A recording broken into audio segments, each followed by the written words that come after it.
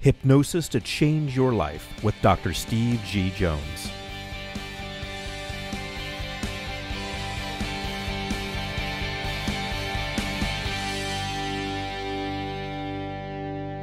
The question is, they're a student of mine in my hypnotherapy courses and they want to know how can they do hypnotherapy for the hearing impaired. That's a little bit of a challenge. When we look at people, we say they're in one of several categories.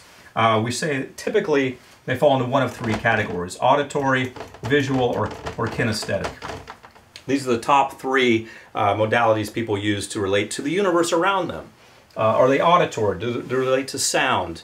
Are they visual? Do they relate to what they see? Are they kinesthetic? Do they relate to what they feel? So if you have someone who's hearing impaired, I'm just going to take that off the list. I'm going to say that we're not dealing with someone who's auditory because we don't have that option, at least not at 100%. So we're left with visual and kinesthetic. These are your major options after that. So you would have to show them the words.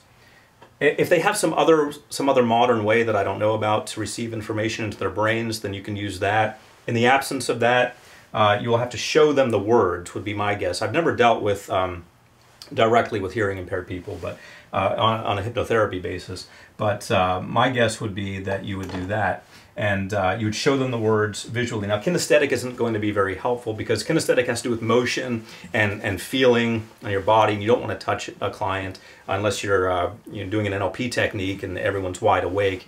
You don't want to touch a client after their eyes are closed. It's not appropriate. That could lead to challenges for you. So I would cross out kinesthetic also, and I'd go with visual. You're just going to have to give them something to read.